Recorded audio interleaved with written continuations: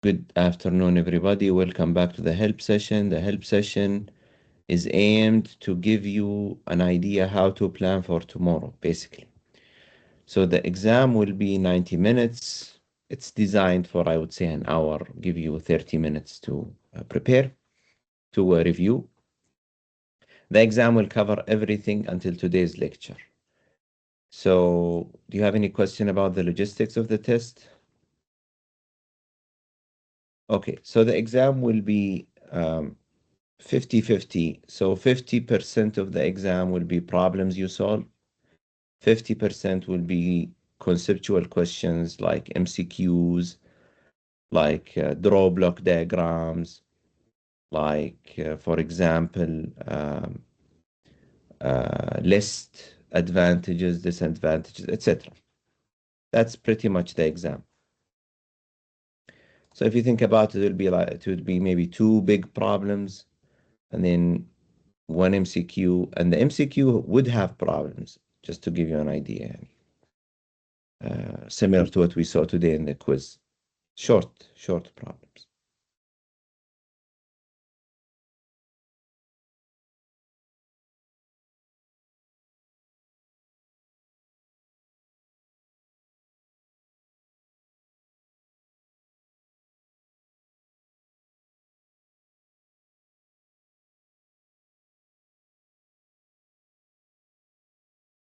Okay.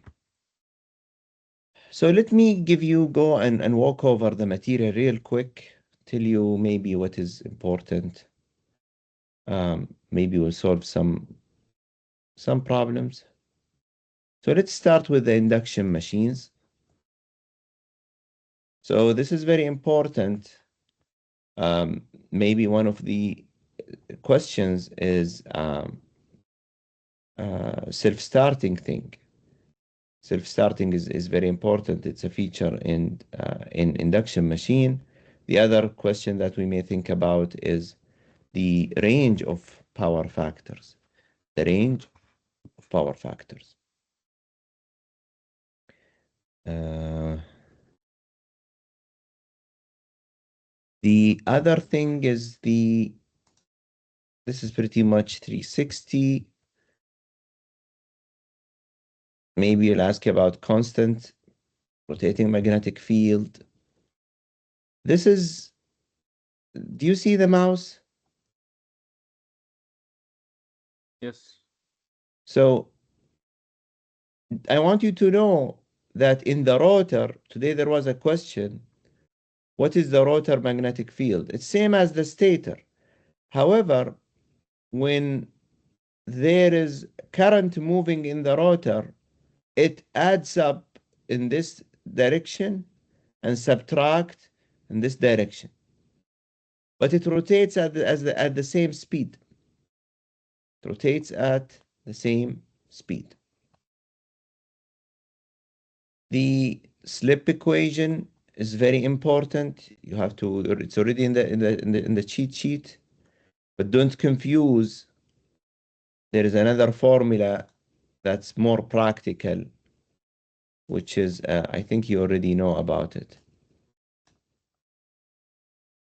The other formula that I want you to pay attention to is N equal NS times 1 minus S. Okay?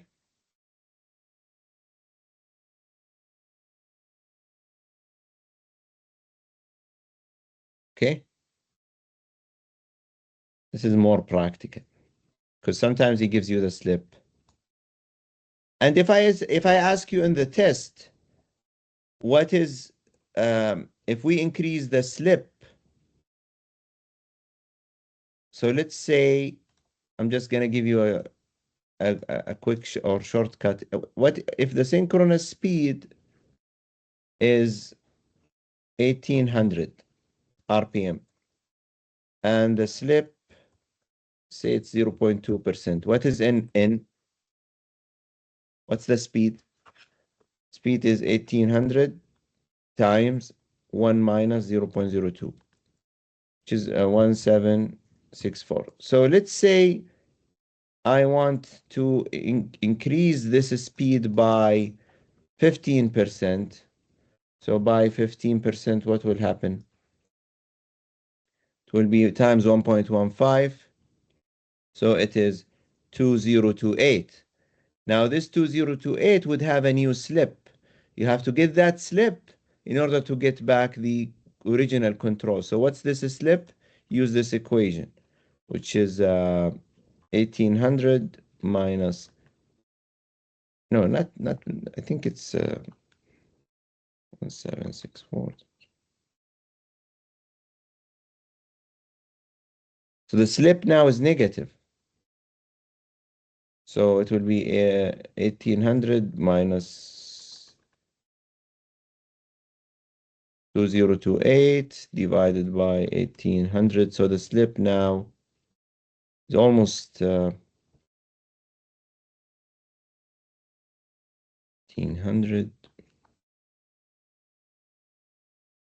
Slip now is, the new slip will be negative. So we enter into a generating mode, okay?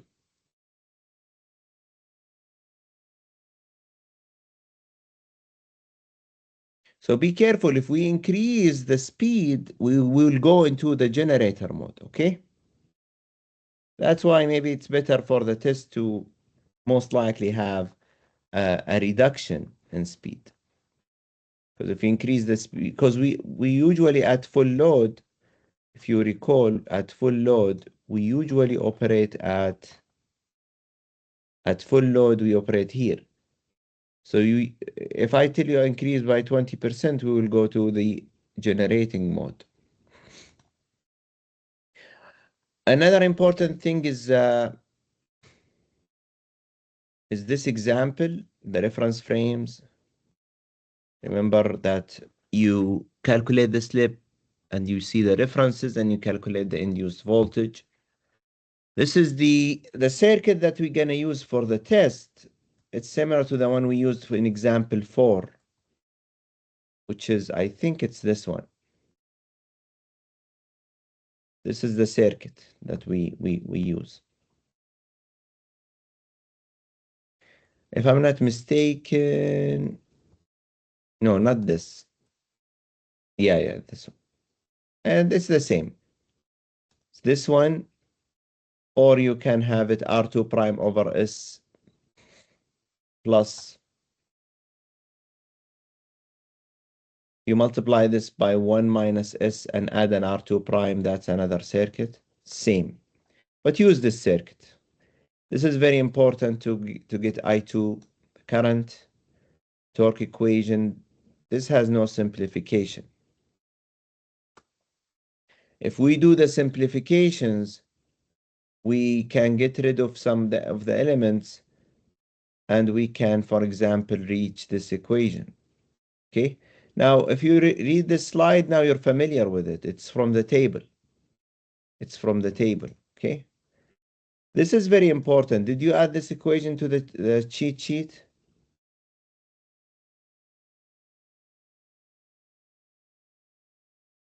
Let me check.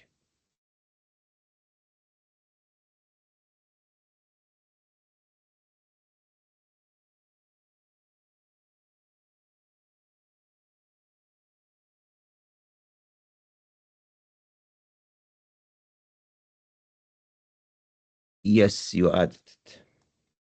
So sometimes I'll ask you, what is the R2 needed to make the slip 1? Okay.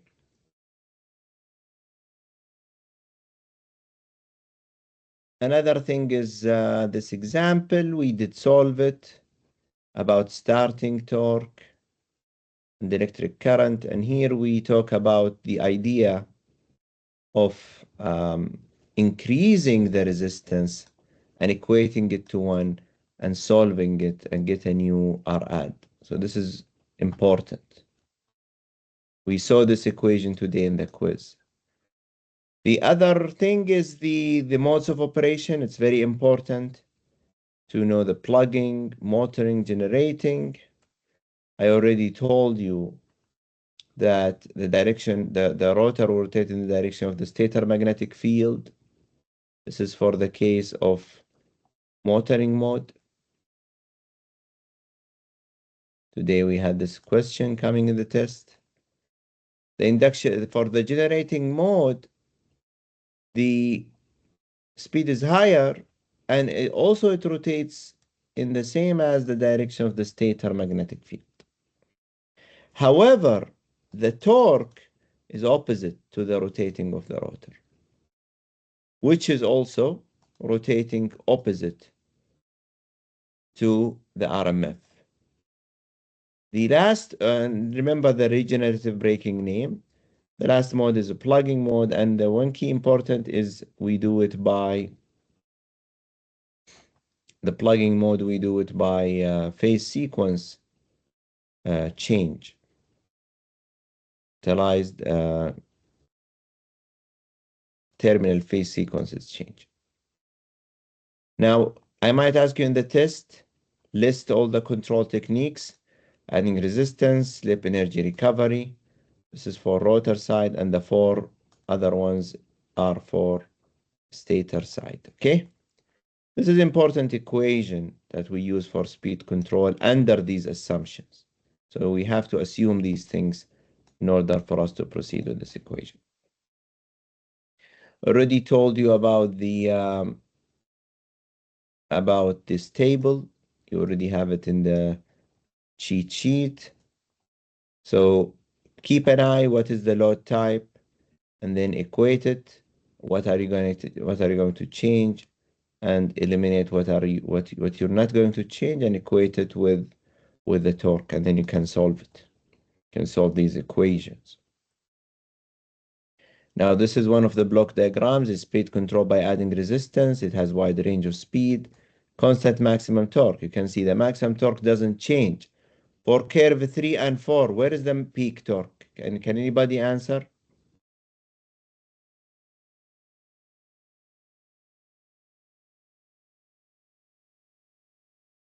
They go to the plugging mode. They go into plugging mode. That is correct. They go into the plugging mode. Also keep in mind that we use DC chopper. Here we open or close the switch to make the effective resistance changing, because we short it, and then the time period that you're shorting it, it's not counted. The more the switch is open, the bigger the R resistance. So this is what we call a DC. This is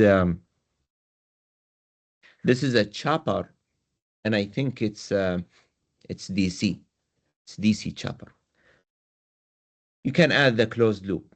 Okay. The disadvantages, it's only for wound rotor. This doesn't work for squirrel cage. So if I ask you a question in the test, a senior student claimed that he or she designed or can control the speed of the motor by for squirrel cage induction machine by resistance, then that's wrong.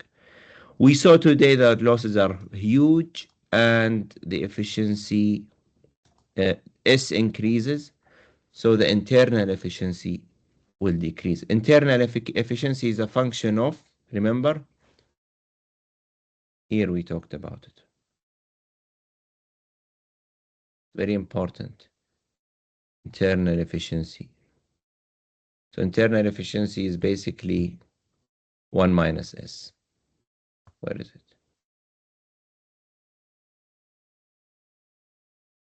This is the internal efficiency. Okay? So if you increase the slip, you reduce the efficiency. Now, we did solve the example today, and I want to walk over it again. So this example is important. It is required for the test. However, I would say maybe half of it is required. Okay? It's required to know, but half of it may come in the exam.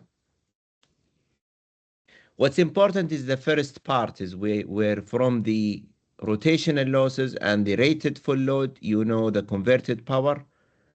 Then you should get the slip that you're operating at using this equation that you solve, the quadratic equation. I fixed the numbers and I got this slip, 0.0524.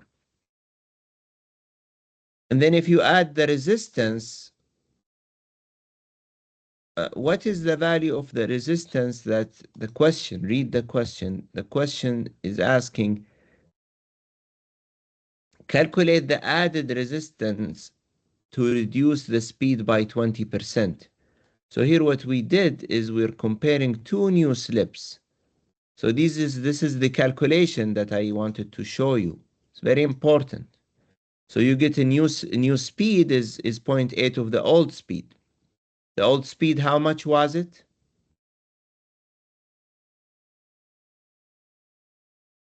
.1137. So you take from 1137, you multiply it by 0.8, that's your new speed, you get the new slip. That's the new slip, which is 0.242. You plug these two in the equation from the table. Which equation you're using? This one. You see it? And then you solve for Arad. This is the professional way of controlling the machine. It's very important. Then the other question is calculate the efficiencies. It is the same. You just without Arad, what you need to do.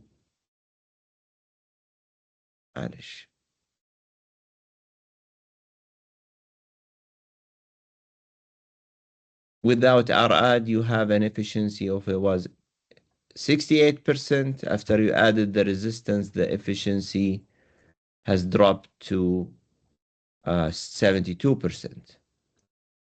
Now, this is the bad part. This is the ugly part, is where you get the drop of efficiency. And here is the cost for only this resistance to be $1,000. It's expensive. The other control I told you is the varying supply voltage. And what do you notice? It changes the peak torque. But it operates at a narrow speed band.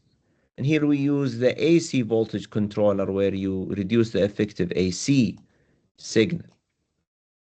And here is the AC chopper, two types of them, one using two thyristor, one using diodes, 4 diodes and switches. This is the pulse width modulator. The example that I wanted you to solve is, you have a constant torque of, let's say, 120. What is the slip that you're operated at? Is that one. So what's the new speed? Is this one. Increase it by 20%, so you increase the speed. Do not increase the slip. Don't be lazy.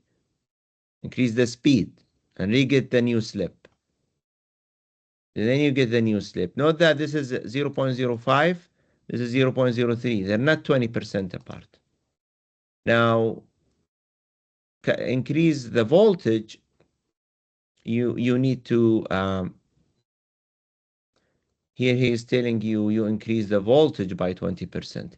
Now here is a trick. Can I ask you in the test, what is the new voltage needed to increase the speed? Did you get my question? So can I tell you, for a voltage of, if we increase the voltage by, from 480, the voltage is 480. It's from here, 480.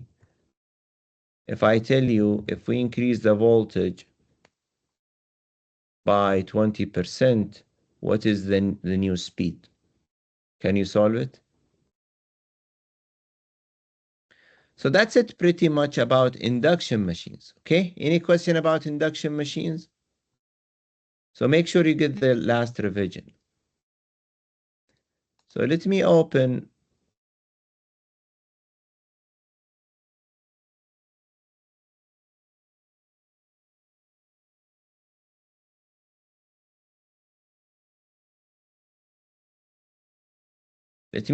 the synchronous machines. What did we start with? Do you see the screen? I think you do not see it. دكتور سؤال.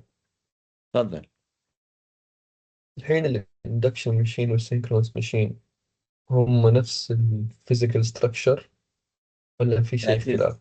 they're 50% similar. They are similar for the stator, different in the rotor. هذا هو الفرق الوحيد، الروتر بس. Yes, rotor. Mm. Okay. Okay. So this is a 360 excitation, types of excitation, permanent magnet, brush, brushless. Which one we like? Brushless. Start with the brushless excitation with rotating rectifier. So here you start with a stator, low input. Doctor, you're sharing the induction machine screen. Okay.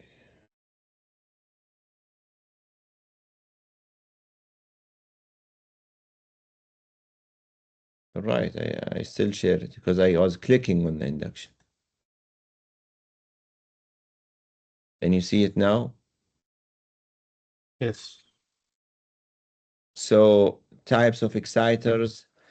This drawing, keep in mind it's you have a three-phase from the stator, it becomes DC. This field DC excites the rotor, and then you get an AC signal that is being rectified to become the DC. This is your main excitation or field. So this is your armature field. No, this is your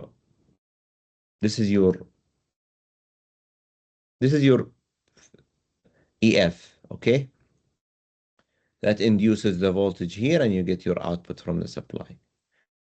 They say, oh, it might be difficult, so you get the pilot exciter where you have permanent magnet. You excite something to get three-phase, and then this becomes DC, and then it excites the exciter, get three-phase, rectifier, get a DC now to the main generator. So it's rotor, stator journey. Very important. Internal voltage, flux range. We proved that the rotating magnetic field is uniform mathematically. This is the synchronous generator, synchronous rotor, motor stuff. This is the equation of EF. So for a generator, the torque angle is always positive, but the theta, if it's negative, lagging, if it's positive, leading, if it's lined up, current is lined up with V, it's normal excitation. For the motor, it's the opposite. You get the torque angle always negative. If IA is leading the voltage, it becomes overexcited. Then you have underexcited, and then you have normal excited. We did talk about parallel operation, the advantages, the two. Remember, I might ask you to list the two things and how they to do it. And this is how I explain to do it, is you have to wait until the light glowing up is off. And what will happen if we desynchronize, the bad stuff happening, open circuit test and short circuit test. I don't care about them much. Here is an example for your benefit. Power torque characteristics. What do you notice? Stability region. Here we have stable, here we have unstable. Remember, in the motor, the right-hand side, the x-axis was speed, but the right was stable, the left was unstable. You remember? Here we have torque versus delta. There we had torque versus speed, two different figures. So these are the names for delta 90, and these are the equations to get the maximum power. Stability, I explained it to you, is basically if you are at point A and your P, this is the swing equation. If the torque is positive, it would drive you. So if P electrical is larger than P mechanical, P mechanical is constant, then this is negative, it will decelerate, so it will go back. But in the unstable region, it will accelerate, it will decelerate and become unstable. This is very important, stability. And remember, in this figure, is the XS inside the circle or outside the circle? Inside. It's inside the circle. So keep in mind that you add all of them together, and then you do a circuit, generator, and infinite bus. I think we know that to improve Sure. stability. Yes. هنا بس لو ترجع للكيرف Okay. حق البي اي. طيب عند البوينت سي لما يزيد البي اي المفروض نروح باتجاه ال 90 degree عند ال unstable region. لما يزيد البي اي نطلع فوق. You're right. صح؟ طيب It will we are it will decelerate, and it will go to the left, to go to the peak. حلو. هل are we becoming more stable؟ No, this is unstable at point C. اي بس انه لما انا ازيد الالكتريكال لود انا بتجه لل 90 degree الباور انجل تتجه لل 90 degree. Yeah, even though it goes there, but it will never go back. The definition of stability is that it has to go back to the same point. If you go here, you're not going to the same point. هي عند سي already unstable صح؟ Yes. Only A ولا is stable عند السي. B is the edge of stability. Okay.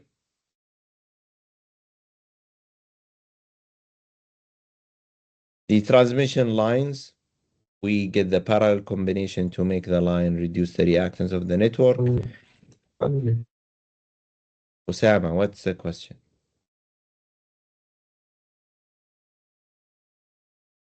Okay, he's talking to his friends. Keep in mind that we have what we called effective field change for a constant power, is that we have this EF sine delta. Where is EF sine delta? It's this thing. It is always constant. And IA cosine theta is this thing, it's always constant. It's always constant. Now, whether you're operating at overexcitation where EF is longer, underexcitation where EF is shorter, or overexcitation where EF is making the power factor to be 1, or normal excitation, always the quantity EF1 sine delta 1, EF2 sine delta 2 is always constant. But from the power equation, EF sine delta is actually Px over E. It's Px over Vt, V terminal. So this is what we call the constant power. For the motor, it's EA sine deltas, the same story. Now, what will happen here is if we increase the load of a synchronous motor with constant excitation, if the excitation is constant, what will happen? The IA would always change and the power would decrease. If we maintain the field and we operate at different operating points, we have power 1, power 2, power 3, where power 1 would correspond to IA1.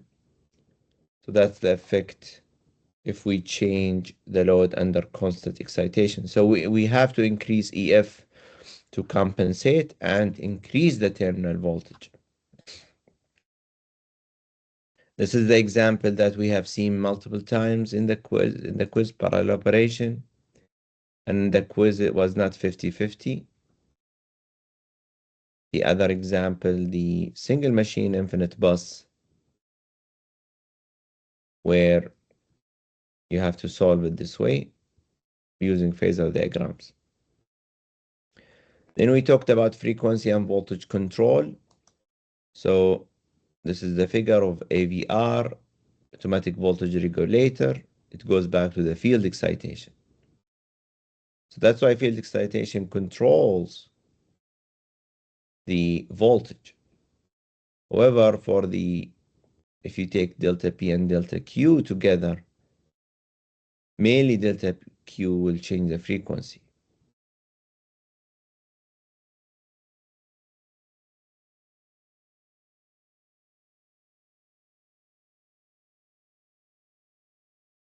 This is the AVR thing with the fields, etc. The starting methods, you can start by variable frequency supply. You can start as an induction machine. These are two methods of starting synchronous motor. You start it as a variable frequency supply, or you start it as a synchronous machine. And what's the name of these windings? Damper windings. Damper windings. So for this purpose, additional winding which resembles the cage of an induction motor is mounted on the rotor, the cage type. So you add a cage on top of the rotor. Basically, you're temporarily operating it as an induction machine because the stator is the same. Or you just change the frequency. This is the example 4, where we discussed about many aspects of that. Example 5. And then the power factor control, or the V curve. That's the V curve. Now, let me ask you, do you have questions about example 4 and 5 here?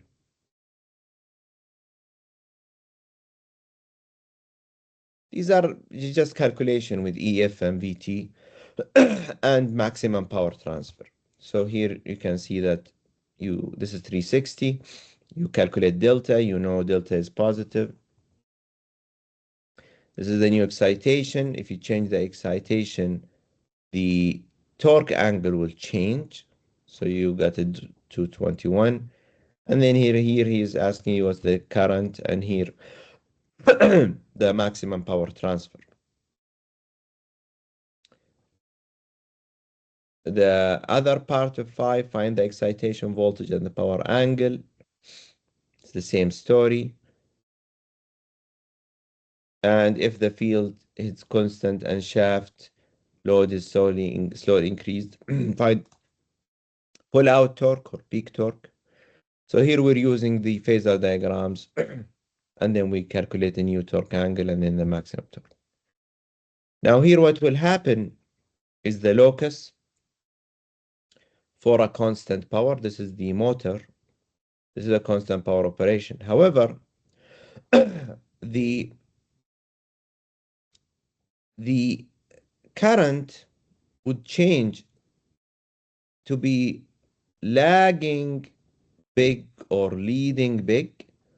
So lagging big, leading big, or the smallest when it has a unity power factor. So that's the curve, the V curve, the power factor curve. So at unity power factor, it's less.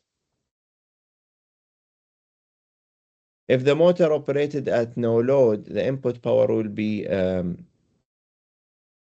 only the frictions. If we ignore the losses, we have synchronous condenser or a capacitor, or synchronous inductor. This is leading power factor, this is lagging.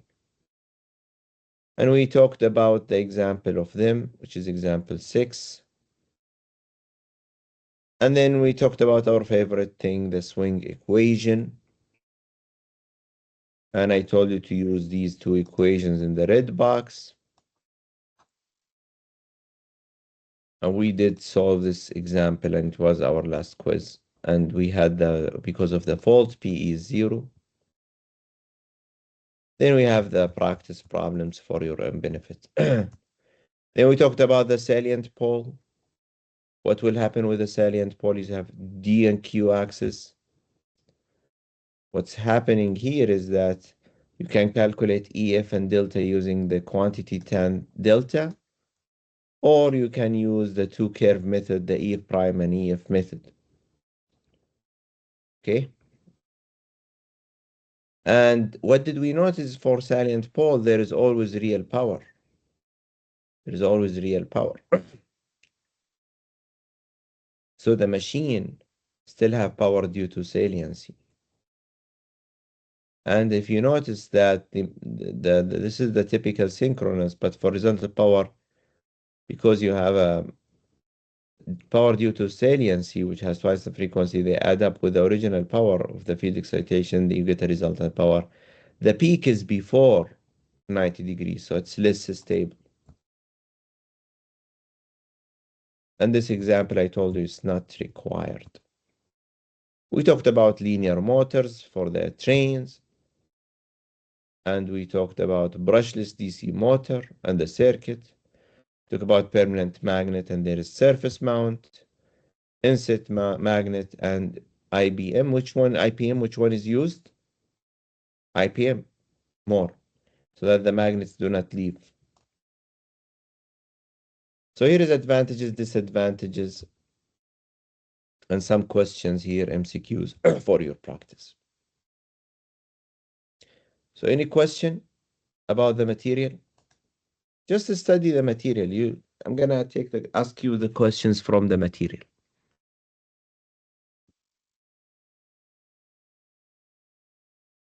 So when I say numerical problem, maybe it will have two problems in one big problem, but I mean 5 points, okay? Maybe I will mix two problems together. Any other question before we wrap up? Thank you. Okay, no problem, and good luck tomorrow, inshallah. Again, if you have any question, just let me know, okay?